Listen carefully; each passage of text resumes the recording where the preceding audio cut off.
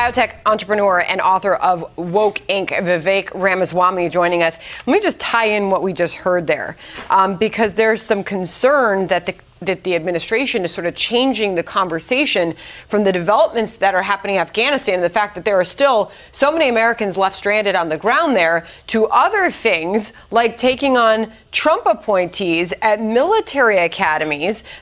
Sean Spicer tweeting this: instead of focusing on the stranded Americans left in Afghanistan, he says President Biden's trying to terminate the Trump appointees to the Naval Academy, West Point, and Air Force Academy. We heard from General Keane top of the last hour, Kellyanne Conway, and others. So is that the goal? Well, look, Sandra, I think it is. They're masters at changing the topic of conversation, but I think this is worse than that. They are silencing dissent. These are open critics of the president's execution of the exit from Afghanistan, and they are sending a message. There are 18 people that they have purged from 3 military academies.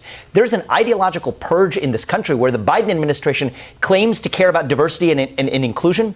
Well, guess what? In the name of diversity, they have completely sacrificed true diversity of thought. In the name of inclusion, they're creating a new political culture where certain points of view just aren't welcome through direct firings, through using social media companies as proxies. And he said he wanted to unite the country. I cannot think of a worse way to divide this country than to silence your political opposition. That's what he's doing. Jen Psaki earlier in an interview defended these military oustings. Listen.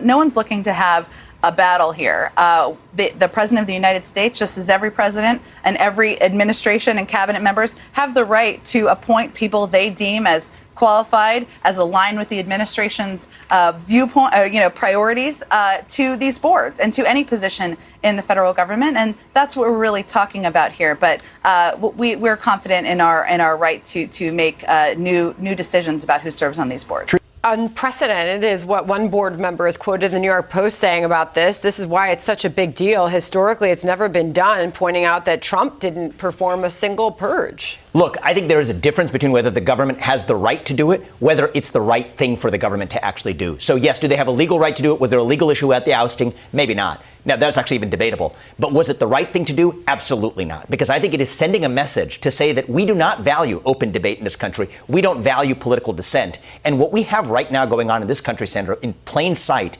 is a Chinese-style cultural revolution in this country. I never thought we'd see it on American soil. Yet in the banner of progressivism, we've actually rejected true liberalism in plain sight. I know it's a stark warning you've put out there. You put it out in your book, Woke Inc. Good to have you here, Vivek. Thank you. Good to see you, Sandra. Glad we can get that in.